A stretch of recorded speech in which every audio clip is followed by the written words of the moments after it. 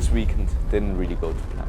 But maybe that's exactly what I needed, because what I learned turned out to be way more important than the race itself. My name is Siro Zambra and I'm a Simracer for the Williams Sim Racing Academy team. And in these races at Homestead-Miami, I'm representing them in real life in two 4v4 team versus team races. Essentially, we all qualified through sim racing and got this opportunity to showcase our real skills on real tracks.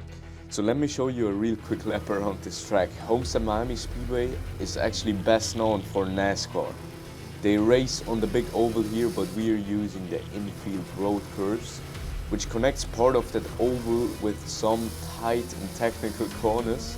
And it's my first time racing on a track like this, where you can get massive slipstreams on the straights and really pull each other along.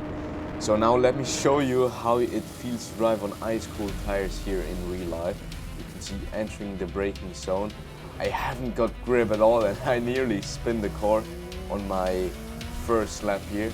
But let's go right into a hot lap. And as we enter the oval, I can't lie, going through there the first time was quite scary because it just pulls you into the seat. It's so insane to feel the G-forces here when you're all flat out and reaching speeds up to, I think in the slipstream, 230 kph. But now entering turn 1 and turn 2, the most difficult part of the track. You have a bump right at the apex, and so it's crucial to keep the car's stability and then brake in a straight line without losing too much speed for turn 2. Then in turn 3 you got a light crest, so there's not much grip. Into turn 4 you can flick the car in as you got a compression there. That means you got more grip there. And then entering a straight into turn 6, it's all about carrying the speed, the minimum speed there, while getting a good exit because you've got another straight coming up. And not trying to hit the dirt on the end of the curb.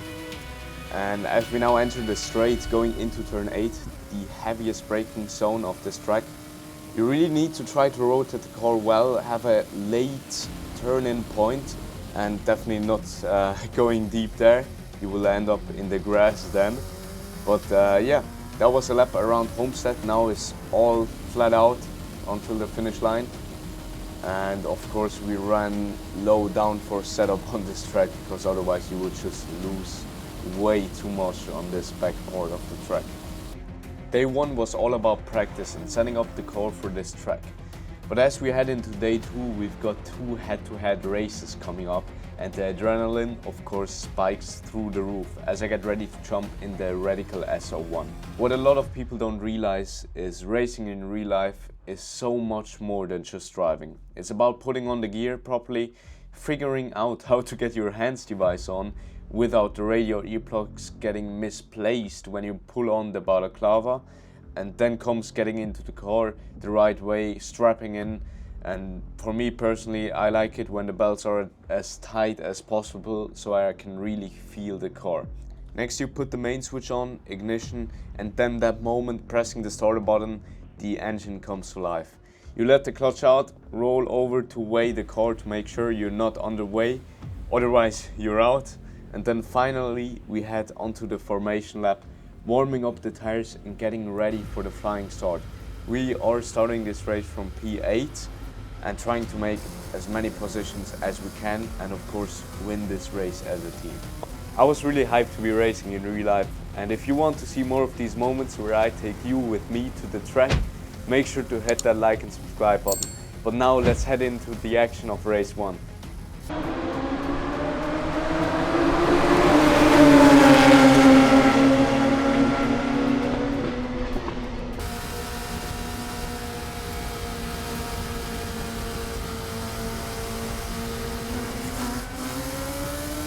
See, we didn't get the best start, but we are in the slipstream and trying to hold the outside for turn 1 and probably also turn 2, but the tires are still a bit cold.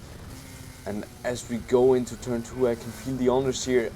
Just the car didn't rotate as much as I thought it would, so we go into the grass. But yeah, it's a bit bad, but we are still in the slipstream.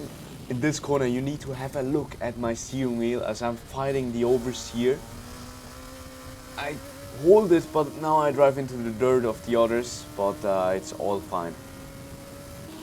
Skipping to lap 4, you see that we are behind the G2 car here, really close, and we just try to not get that much dirt here.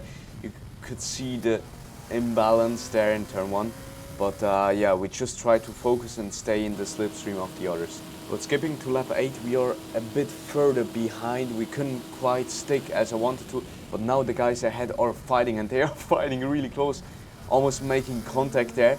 And this is my opportunity now to get closer again, get back in the slipstream, and maybe pull a move later this lap.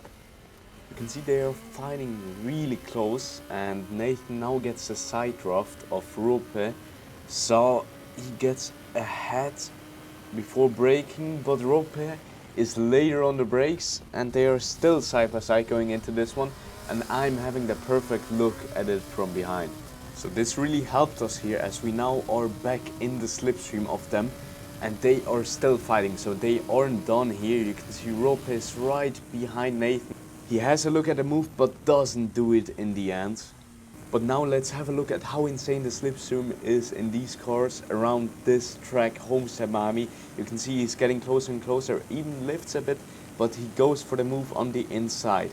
But that means Nathan is now gonna have the slipstream on the second straight, and he's gonna do the exact same thing. He goes for the outside though, and as we switch cams to my cam, you can see they are fighting like crazy. So now Nathan, of course, wants a position back. He goes on the inside, almost clips the grass there, and this really helps me so much. They don't give up this position at all. They both want that position, and this works out perfectly for my plan here. As Rope now really sends it into turn 6, and he makes it stick, and now I'm right behind them on their bumper, so now this is my chance to pass. I mean, the racing here has been great, and the side-by-side action, again, we saw a lot of respect given at Sebring, and then we bring it in here to Homestead as well. So we managed to get up the inside of Rope, and now our teammate Nathan is gonna give us the slipstream down the straight, and this is gonna give us a massive tow, so we should clear Rope here. But now of course Rope has the slipstream, and he will try his best to make a move on us into turn 1.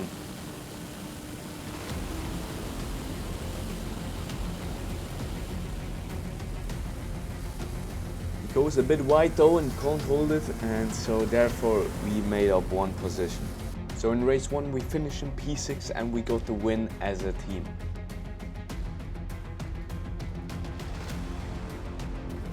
So let's go into race 2. In race 2 we face Team Soccer Punch, and this time I'll be starting on the inside. The whole Williams team is starting on the inside, which should be good for turn 1 and turn 2. But first of all, we need to get a good start here.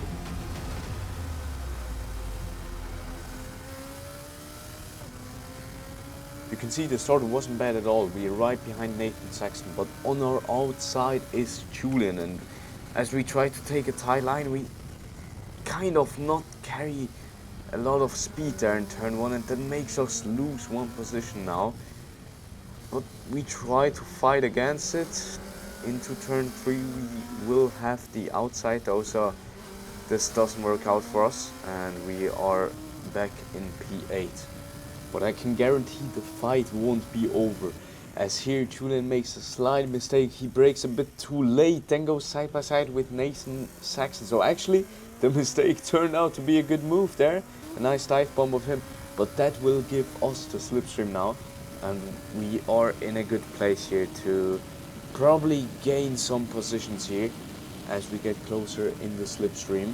Slipstream is very effective here at Homestead, as you saw in the previous race, so we are gonna try our best, just lifting a bit here because we don't want to make it awkward 3 wide. But we try to go with the line of Nathan and try to defend it. Into turn 1, Julian has got the inside on, carries a lot of speed, so he got P7 again as he nearly clips the back of Nathan Saxton. But we tried to go on the inside, didn't quite work, and there is no grip on the outside. You could just see the oversteer there, and that means we are still in P8, but still in the fight definitely. As we now look for a move on the inside, Julian got a bit nervous. Maybe guy in front locks up, so I think we might be in a good position here to attack. He goes on the grass there, just carried a bit too much speed, and now we are in the slipstream, going for the overtake around the outside in turn 1. Really scary move, I can't lie. Trying my best to stick to the outside. He's still on the inside there, trying to get the switchback, but doesn't quite work. And he covers it up nicely, so still not past Julian.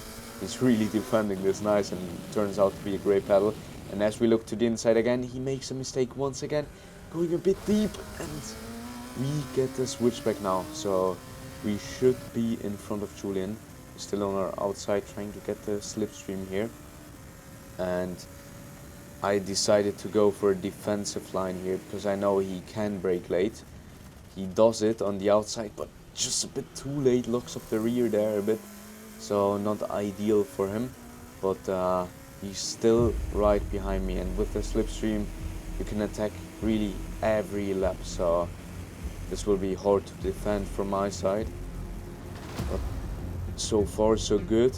P7 for us, still ahead. But you can really see that I'm sending it because I go into the dirt there, so really using all of the track I have available here.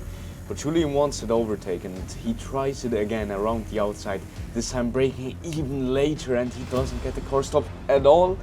And that's it with the battle then. He activates his Ready Class 1 lawnmower, but something similar would happen to me as well on the next few laps, as I was trying to push to find new limits. And then this happens.